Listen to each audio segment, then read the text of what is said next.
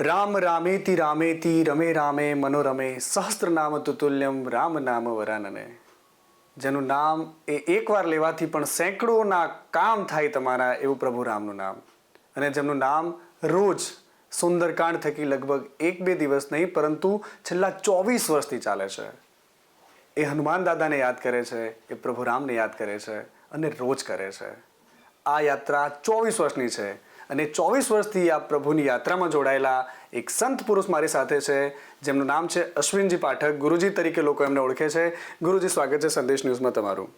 જય શ્રી રામ, જય મહારાજ. ભગવાન રામનો એક ભવ્યાતિ ભવ્ય કાર્યક્રમ જેનો આખો દેશ રાહ જોઈ રહ્યો છે બાબુ, અને એ આવી રહ્યો છે. તો સૌથી પહેલા આપ કેવી રીતે એને આવકારી રહ્યા છો? મર્યાદા પુરુષોત્તમ પ્રભુ શ્રી રામ ફરી પાછા એક વખત નિજ ધામમાં એમની પ્રાણ પ્રતિષ્ઠા થઈ રહી છે એમના મંદિરની, ત્યારે સ્વાભાવિક છે કે સનાતન ધર્મના સૌ ધર્મપ્રેમીઓના હૃદયમાં અનેરો ઉલ્લાસ હોય, હૃદય ઉમળકાથી ભરી ગયા હોય. સમગ્ર દેશવાસીઓ જે ક્ષણની રાહ જોતા હતા એ હવે આવી રહી છે 22 જાન્યુઆરીએ. 22 જાન્યુઆરીએ પ્રભુ શ્રી રામ, જે એક આદર્શ વ્યક્તિત્વ, આપણા સૌના પથદર્શક પ્રભુ તરીકે તો ખરા જ, પણ એક સામાન્ય માણસના જીવનમાં પણ આખું જીવન પરિવર્તિત કરી શકે એવું આદર્શ વ્યક્તિત્વ ફરી એકવાર અયોધ્યામાં પોતાના નિજ ધામમાં અનેક સંઘર્ષો અને અનેક કષ્ટો વેઠીને પસાર કરીને ફરી એકવાર બિરાજમાન થઈ રહ્યા છે. ત્યારે સૌ પ્રથમ તો હું સૌ દેશવાસીઓને હૃદયપૂર્વક ખૂબ શુભકામના પાઠવું છું. સંતો, મહંતો, વડીલો સૌને હૃદયપૂર્વક નમસ્કાર કરું છું, આશીર્વાદ માગું છું.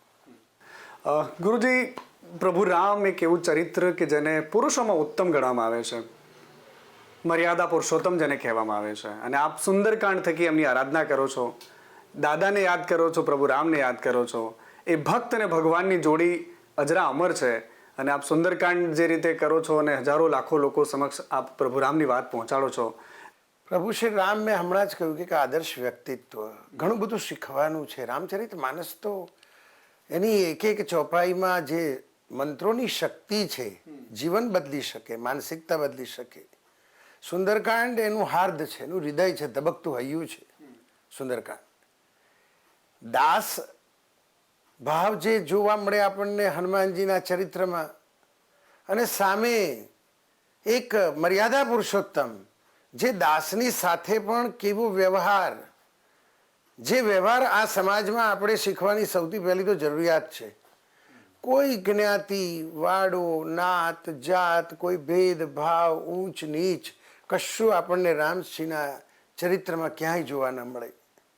એક આપણો બાપ, એવો બાપ જે એક આદિવાસી શબરીના ઘરમાં ઝૂંપડીમાં જઈને પણ એના હેઠા બોર ખાતો હોય, એવો રામ જે કેવટને ગળે લગાવતો હોય. આ રામ જેના હૃદયમાં માત્ર નિર્મળતા સિવાય કશું જ નથી, પ્રેમ અને કરુણા સિવાય કશું જ નથી.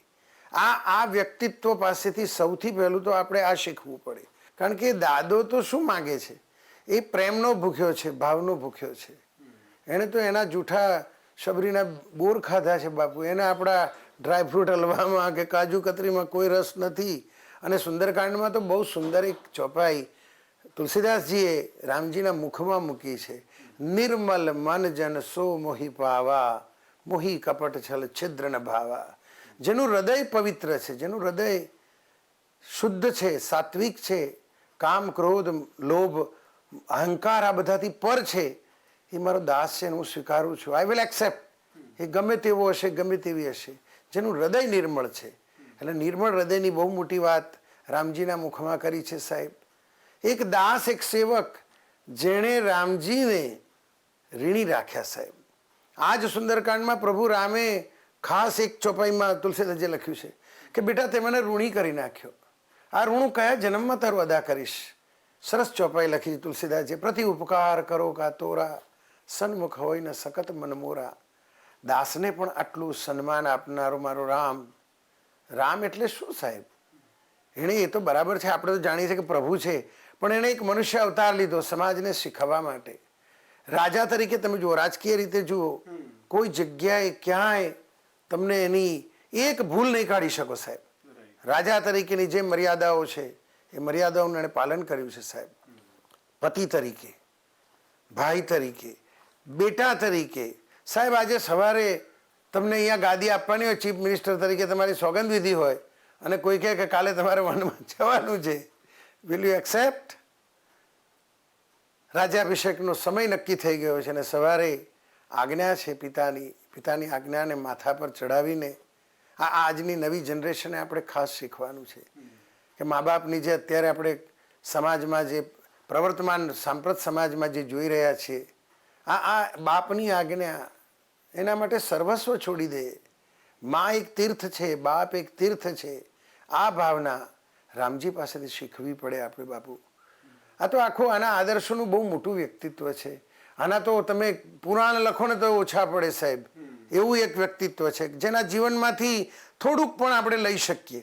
એક મહાસાગર છે જ્ઞાનનો.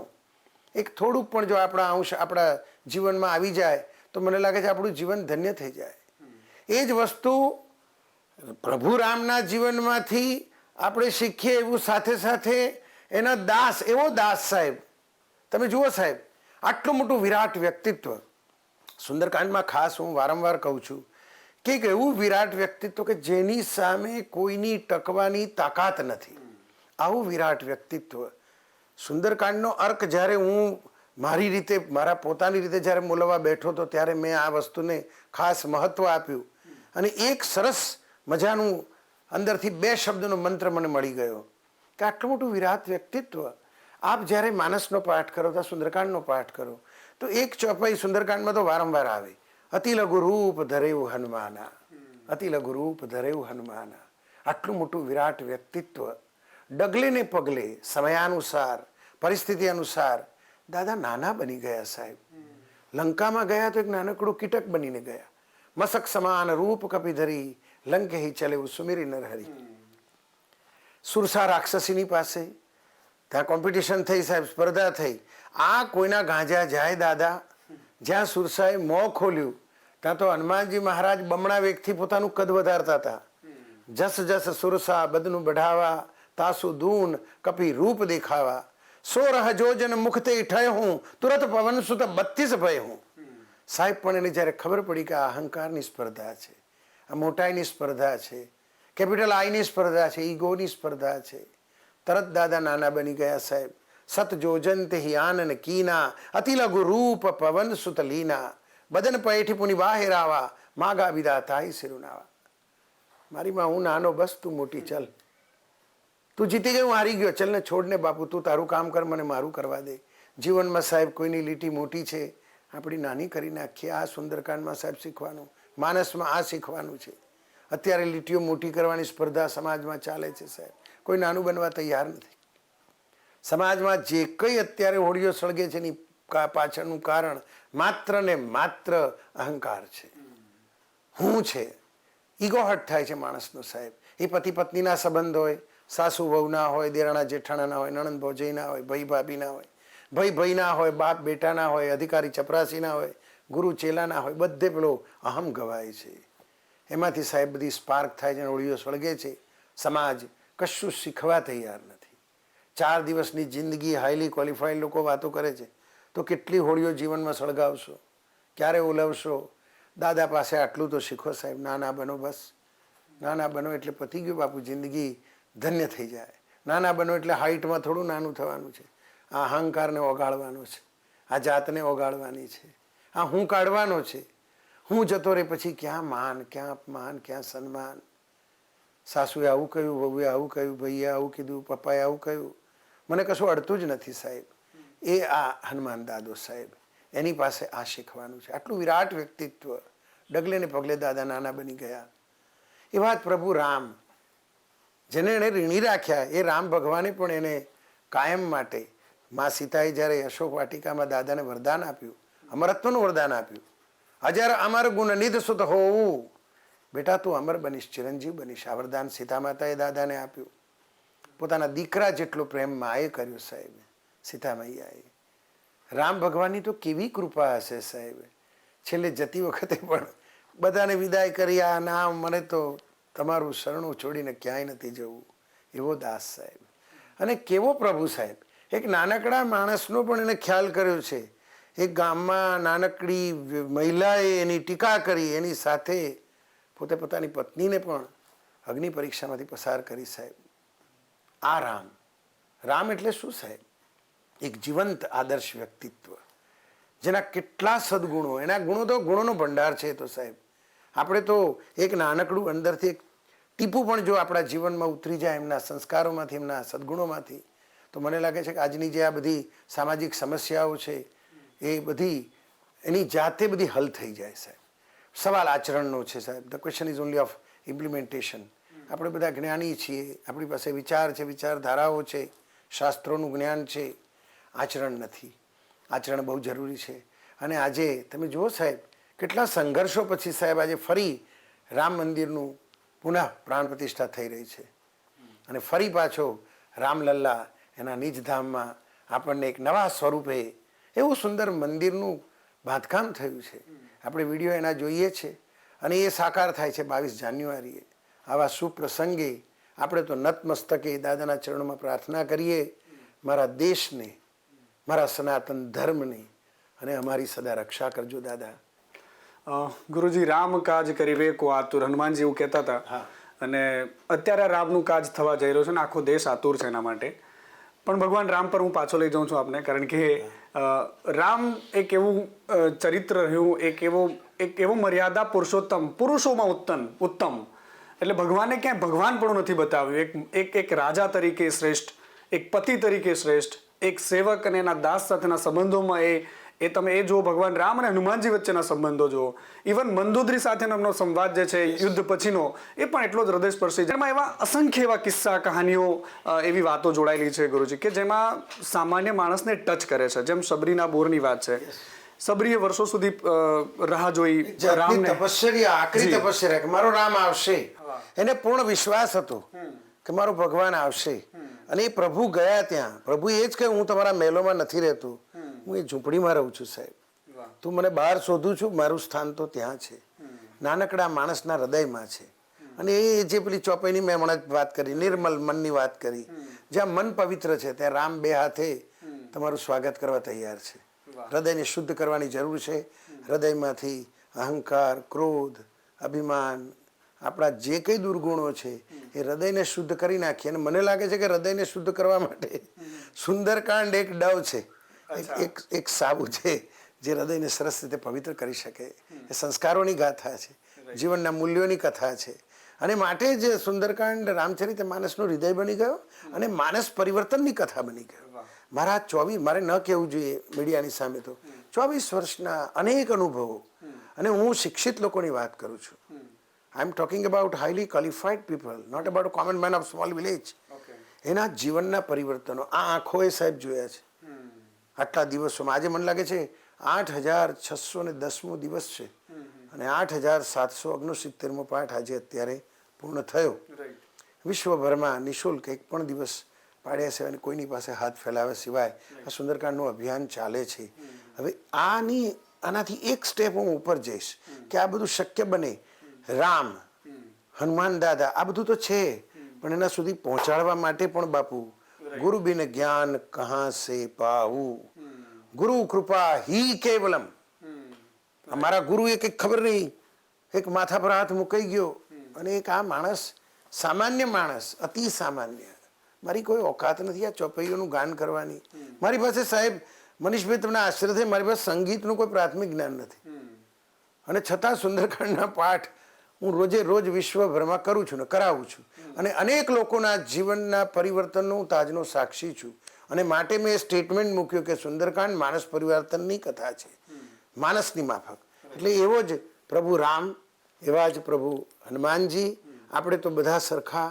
એ દાસને પણ એટલા જ વંદન, અને એ મહાન વ્યક્તિત્વને પણ કોટી કોટી વંદન. આજના પાવન પ્રસંગે બસ એમની એક થોડી ઝાંખી પણ મળી જાય તો આ જીવન ધન્ય થઈ જાય. જે બાપુ, અને અંતમાં સુંદરકાંડની કેટલીક ચોપાઈઓ સાથે આપની વાત. ઘણી બધી ચોપાઈઓ, મેં કોઈને મંત્રની તાકાત છે સાહેબ એની. તો પહેલી જ એક તો કિષ્કિંધાકાંડમાં જે આવે છે કે ભવ ભેષજ રઘુનાથ જસુ, સુનહી જે નર અરુ નારી તિનકર સકલ મનોરથ સિદ્ધ કરે ત્રિસરારી. પ્રભુની યશોગાથા ગાયના મનોરથ પૂર્ણ થાય સાહેબ. સુંદરકાંડના અંતિમ દોહામાં સકલ સુમંગલદાયક રઘુનાયક ગુણગાન સાદર સુનહી તે તરહી ભવ સિંધુ બિના જલજાન. ખાલી આ ચોપૈયો સાંભળશે એ ભવસાગર તરી જશે. તો એનો પાઠ કરશે એનું તો શું થશે સાહેબ? અને એક કેટલી તાકાતવર રચના સાહેબ. આપણે તો આ બધાની સાથે સાથેના રચયિતા પરમ શ્રદ્ધેય પ્રાતવંદનીય પરમ સદ્ધ વિશ્વ વંદનીય સંત તુલસીદાસજીના ચરણોમાં કોટી કોટી વંદન. જેણે સમાજના ચરણોમાં રચના મૂકી દીધી સાહેબ. એક આ સુંદરકાંડ જેવી પુસ્તિકા એમાં કેટલી તાકાતનું વજન કેટલું. અંતિમ ચરણમાં પૂર્ણાહુતિમાં તુલસીદાસજીએ લખ્યું ઇતિ શ્રીમદ રામચરિત માનસે સકલ કલી કલુષ વિધ્વાંસને. કળિયુગના તમામ પાપોનો નાશ કરનારી ઉપાસના. એનું નામ છે સુંદરકાંડ. સુધી કીધું કે સુંદરકાંડની પુસ્તિકા પાર્વતી માને કહે છે સુંદરકાંડની પુસ્તિકા મૂકી પુષ્પ મૂકીને વંદન કરશે એ પણ મોક્ષનો અધિકારી બનશે. આવી એક રચના સાહેબ. અને એ આખું તમે રામચરિત માનસ આખું લો સાહેબ. પ્રભુ રામના વર્ણનનું એ વર્ણન કરતા થાકો નહીં તમે કોઈ દિવસ. એટલે એની ચર્ચા તો મેં કીધું તમે વિડીયો પર કેટલા કલાકો ચર્ચા કરો એ અનંત છે. ખૂબ ખૂબ આભાર આપ અમારી સાથે જોડાયા. અને મારું અહોભાગ્ય છે કે આ સુદામા કુટીરમાં આપ સૌ પધાર્યા અને એક નાનકડા માણસને આ તક આપી છે. મારી પાસે તો કોઈ મેં કહ્યું મનીષભાઈને મારી પાસે કોઈ એવું ઓથેન્ટિક કોઈ જ્ઞાન નથી, કશું જ નથી. માત્ર મારો દાદો મારા મોઢામાં બેસીને સુંદરકાંડની ચોપાઈઓ ગાય છે ને એ મારા ગુરુની કૃપા છે. મારા ગુરુને કોટી કોટી વંદન કરું છું. અને આપ સૌએ મને આ જે તક આપી છે માટે આપ સૌનો હૃદયપૂર્વક આભાર. સંદેશનો ખાસ આભાર. અને સૌ જે આ નાનકડા માણસને સાંભળી રહ્યા છે અથવા તો જોઈ રહ્યા છે એ સૌ દર્શક મિત્રોનો પણ હૃદયપૂર્વક આભાર. વડીલોને વંદન, નાનાને શુભકામના. ફરી એકવાર જ્યારે આપણા રામ રાજા ફરી પાછું અયોધ્યામાં પુનઃ પ્રાણ પ્રતિષ્ઠાનો મહોત્સવ ઉજવાઈ રહ્યો છે ત્યારે સૌ દેશવાસીઓને હૃદયપૂર્વકની ખૂબ ખૂબ ખોબલે ખોબલે શુભકામના. જય સિયારામ, જય મહારાજ. મર્યાદા પુરુષોત્તમ ભગવાન રામ એ રામ કે જે બાળ સ્વરૂપે ચાલે તો આખી અયોધ્યા નગરી ગાંડી થાય. ઠુમક ઠુમક ચલત રામચંદ્રજી. અને આજે આખો દેશ ગાંડો છે, આખો દેશ ઘેલો છે કારણ કે પ્રભુ રામ પોતાના નિજ મંદિરમાં જવાના છે. દાયકાઓના સંઘર્ષ પછી, વર્ષોના સંઘર્ષ પછી આ શુભ ઘડી આવી રહી છે અને આખું હિન્દુસ્તાન એને આવકારવા માટે તૈયાર છે. ત્યારે ફરી એકવાર આવા જ કોઈ વિષય સાથે, આવા જ કોઈ મહાપુરુષ સાથે આપને રૂબરૂ કરાવીશું. ત્યાં સુધી રજા આપશો. નમસ્કાર.